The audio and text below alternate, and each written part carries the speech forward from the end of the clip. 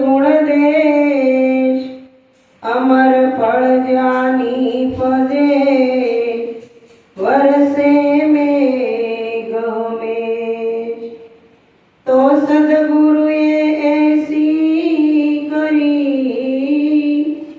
એસી કરે નહીં કોઈ सप्तदीप नवखंड में उसका पल्ला पकड़े नव कोई नाम नाम માં ફેર છે અને નામ છે નિરાધાર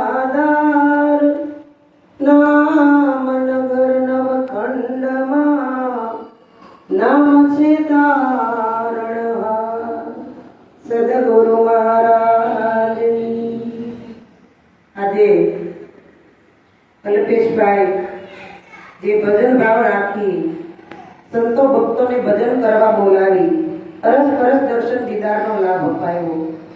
ખરેખર આ કળી કાળની અંદર ભજન કરવું અને કરાવવું બહુ અઘરું છે, પણ જેના વિચારો, જેનું વર્તન, જેના વિવેકમાં સદગુરુએ જે જુદો રંગ પૂર્યો હોય એ બધું આ કરી શકે. તો આ જગતની અંદર અત્યારે ભગવાનનું ભજન ખૂબ ચાલી રહ્યું છે. એમાં શ્રાદ્ધમાં તો રોજે રોજ કાંઈ નહીં, આખું વર્ષ ભજન નહીં કરાવે, પણ આજે ભજન કરાવશે. શા માટે? આપણે એમ કહીએ કે પિતૃને 12મું કરી નાખે, પિંડદાન કરી દે, પછી તેમનો મોક્ષ થઈ જાય. હવે જો મોક્ષ થઈ ગયો પછી 3 વર્ષે પાછા હું કામ બોલાવ્યું જમવા માટે? એટલે સંતો કહે છે કે નિર્ગુણ ભગવાન છે, નિર્ગુણ છે, એનો કોઈ આકાર નથી, એનો કોઈ રંગ રૂપ કાંઈ નથી, પણ સંતોએ કીધું કે જીવતા જે કાંઈ કરવું એ બધું કરવાનું છે. શ્રાદ્ધ તો શ્રદ્ધાનું હોય. આપણા મનની અંદર જો શ્રદ્ધા અને વિશ્વાસ હોય ને તો ભગવાનને પણ આકાશમાંથી હેઠું ઉતરવું પડે. પણ આપણે બોલી પિતૃદેવો ભવ, માતૃદેવો ભવ, અને એને પાછા કાગડા બનાવી કાપ કાપ કરી અને વાસ નાખી. પણ સંતોએ કીધું છે કે આ બધી અંધશ્રદ્ધા છે. અને આપણી અંદર આખો દિવસ એટલું કામ હતું, ખેતરમાં, ઘરમાં, આવડી છોકરીઓને તો ઘર બહાર નીકળવાનું મળતું, અને અત્યારે તો ગૌઢાને નીકળવા મળતું નથી, પણ આવા ભજન કરે છે. પણ ભજન ખરેખર કેવું કોને? સંતો કહે છે ભજન કરતા યૌવન ગયું, ધન ગયું દેતા દાન, પરમાર્થમાં જેના પ્રાણ ગયા ઈ ત્રણેય ગયા નો જાણ. ખરેખર આ બધું નાનપણનું જ છે. ભક્તિ ખરેખર બાળપણમાં જો વરી તો પછી એનો કાયમને માટે વટ વૃક્ષની જેમ ફેલાવો થાય, એને ફળ આવે, એને ફૂલ આવે. હમણાં કડીમાં ગાયું ને કે ભણ્યા ગણ્યા પણ ભીતે નામું, પંડ પડે છે કાચું, નિરાત કહે એને હેચળ માનો. કારણ કે આ બધું છે ચલાયમાન છે, આવવા વાળું જવા વાળું એ ચલાયમાન છે. પણ જે સદગુરુએ 3.5 કલાક બોધમાં બેહાર્યા અને જે આત્મજ્ઞાનનો ઉપદેશ આપ્યો, જે જ્ઞાનની ગાથા કરી, એ ગુરુ મહારાજે ખાલી એક માર્ગ બતાવ્યો છે, રસ્તો બતાવ્યો છે. એટલે સવા બાપાએ કીધું ને કે એવા વળાવ્યા લેજો ને સંગા. કારણ કે આપણે જાત્રામાં જવું હોય ને એનો ભોમિયો જો હારો હોય તો બધું બતાવે, પણ ભોમિયાને જ ખબર ન હોય કે કયું મંદિર ક્યાં છે, કયા દર્શન ક્યારે થાય, તો આપણે દર્શન ના કરી શકીએ. એટલે સદગુરુ, આ સંતો, મહાપુરુષો આ કળી કાળની અંદર આપણા માટે ભોમિયા બનીને આવ્યા છે. પણ આ ભોમિયા ઉપર આપણને વિશ્વાસ જાગતો નથી. એટલે કહે છે કે આ નિરાકારની અંદર આ સાકાર સ્વરૂપે ભગવાનને ઓળખવો એ હેલો નથી. એમાં અત્યારે તો બહુ જ અઘરું છે. અને કદાચ તમે આ જે અવગુણો છે, ભેદ છે, આ નિર્બંધ વસ્તુ છે, એની તમે આંગળી મૂકીને ઓળખાણ કરાવો ને તો કે આ નવી નવાઈના ગુરુમુખી જ્ઞાની થઈ ગયા છે. વરે શ્રાદ્ધ નાખે છે. એ તો કે કાગડાભાઈને કોકે કીધું કે હવે તમે બીજું ઘર પકડો. આ બહુ મોટું શ્રાદ્ધ કરતા હતા, પણ એ અમેરિકા વયા ગયા છે. કાગડાભાઈ કે મને તો એનું શ્રાદ્ધ જ ભાવે, ત્યાં જવું જોઈએ મારે. આપણે વિઝા કઢાવવા પડે, એને કઈ કઢાવવા પડે નહીં. એ તો પ્લેનમાં ગમે ત્યાં હડાવડા ઘૂસી અને અમેરિકા ગયા. પણ ત્યાં સરનામા વગર જાવું ક્યાં? એમ હું ને તમે ક્યાંથી દર અઠવાડિયે ભેગા થાય છે, પણ પાકું ગુરુએ એડ્રેસ આપ્યું છે, ઈ એડ્રેસ આપણે પાકું કર્યું છે કે નહીં? નહીંતર એડ્રેસ વગર આ સંદેશો બેને ગાયું સેવક પૂછે ગુરુને જોડી હાથ, માર્ગ કયો ને મોક્ષનો માર્ગ તો ગુરુએ 3.5 કલાકમાં બતાવી દીધો, સત્યનો સંદેશો પણ દઈ દીધો. આ તો જે નથી જીવ સમજ્યા ને એને સુખરામ બાપુએ આ ઠપકો આપ્યો છે, પણ સમજ્યા પછી આપણે આનાથી ઉપરની વાણી બોલવી પડે હે, તો લોકોને સમજાય. આમ કાબડા તો ન્યા ગોતા ગયા, સરનામું ગોતી અને ન્યા ગયા ને ત્યારે ઓલાને આ અસત્ય જગતની અંદર એટલો બધો ફેલાવો થયો છે, પણ આપણને ગુરુ મહારાજે જ્ઞાનની દોરડી બાંધી અને ખેંચી પ્રેમના તાતણે બાંધી અને સત્ય આપણને પૂરેપૂરું સમજાવી દીધું. પણ એ સત્ય સમજવું કેવી રીતે? એના માટે સંતોએ આપણને નિશાની બતાવી છે. શેની? કે નામ નયન ને રમરા જાનત વિરલા કોઈ, જેને જેને પૂરા સદગુરુ મિલા એને માલુમ હોય. એટલે આપણને જો આ કલિકાળની અંદર જો સદગુરુ મળે ને તો આપણું પોતાનું નિજ સ્વરૂપ ઓળખાવે હું કોણ છું. કારણ કે બધાને આપણે ઓળખી પણ આપણને ઓળખતા નથી. માટે આ જગતની અંદર સદગુરુ ધારણ કરવા દરેકને જરૂરી છે. ખરેખર જો રામકૃષ્ણ જેવાને જવું પડ્યું હોય તો આપણે પણ જવું પડે, પણ આપણે કોઈને નમવું આપી પણ એ ક્યું નામ? આ 5 તત્વના પિંડાનું તો ઓળખવાનું નામ છે. કારણ કે આપણું નામ કોઈ ન હોય, ખરેખર આપણે આત્મા સ્વરૂપ જ છે, પણ આત્મા ઈ નામની જો ઓળખાણ થાય ને, ઈ નિશાની મળી જાય તો આપણને જેમ છે પરમાત્માના દર્શન થાય.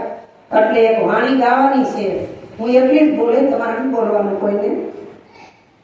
નિશાની નામની દીદી ગુરુએ વાત કામની કીધી, સુરતાને સાન દઈ દીધી, આગમગર મોકલી દીધી, પ્રતિજ્ઞા 5ની દીધી, ત્રિકોટીમાં ઓરવી લીધી, સમાનતામાં ડૂબકી દીધી, પ્રભુતામાં પગલી કીધી, નિશાની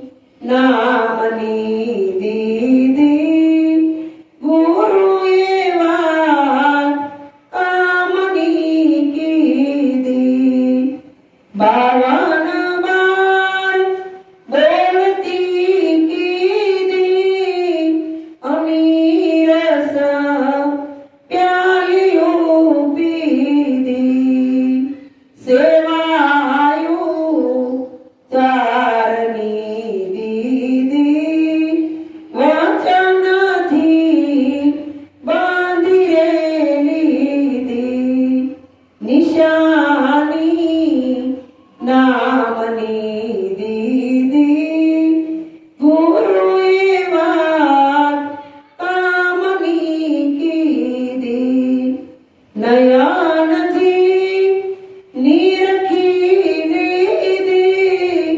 ગુરુગમાં ચાવ્યું દીધી, ત્રિલોકમાં ફરતી કીધી,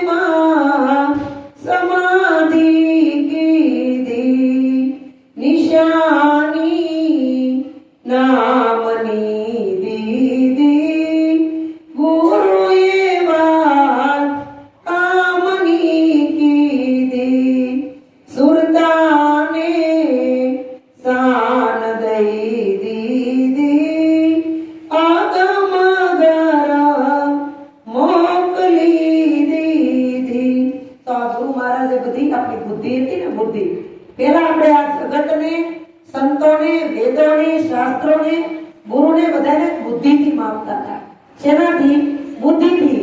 પણ સદગુરુએ એક એવો ખેલ માંડ્યો કે મન, બુદ્ધિ, ચિત્ત, વાણી આ શરીરના એક જ શેરપાટ તમારી આગળ છે.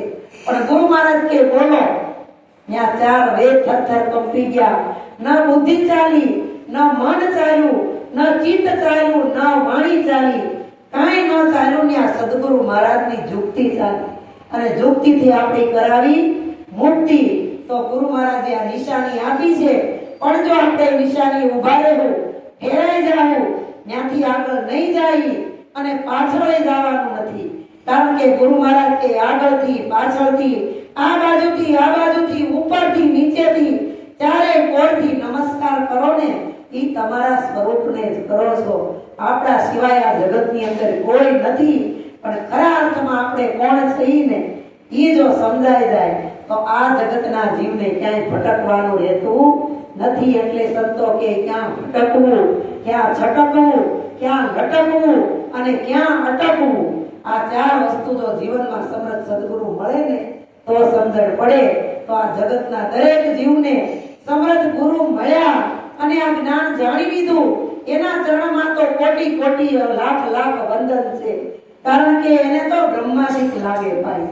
વચન વિવેકી જે નર નારી પાનભાઈ એને બ્રહ્માદિક, બ્રહ્મા, શંકર ને વિષ્ણુ પગે લાગે છે.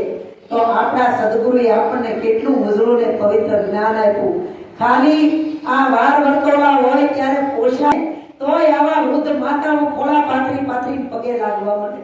હે ખાલી રામનો કૃષ્ણનો પોશાક. તમને ખાલી રામ અને કૃષ્ણ આપણી અંદર કઈ રીતે છે એ ઓળખાવી દીધા અને આપણને રામમય બનાવી દીધા અને આ જગતની અંદર સર્વશ્રેષ્ઠ આસન આપી દીધું. પણ આપણે એ આસનથી ઉતરી જાય અને પછી હજી જગતમાં ફાફા મારી તો ઈ ખામી આપણી છે. એટલે સંતોએ કીધું કે જાગ મુસાફિર ભૂલ ભયો અબ રેન કહાં જો સોવત હૈ, જો સોવત હૈ વો ખોવત હૈ, જાગત હૈ સો પાવત હૈ. આ સંતો વારે વારે અલ્પેશભાઈની ઘેર જગાડવા, પુરાવા નહીં જગાડવા આવે છે. સંતોની શરણાઈ વાગી, સંતોએ સૂતા જગાડ્યા. પથારીની ઊંઘમાંથી ઉઠી જાય પણ મોહ નિદ્રાથી જગાડવા માટે આ સંતોનો અવતરણ છે. બાકી બીજું કાંઈ છે નહીં. બોલીએ સદગુરુ મહારાજ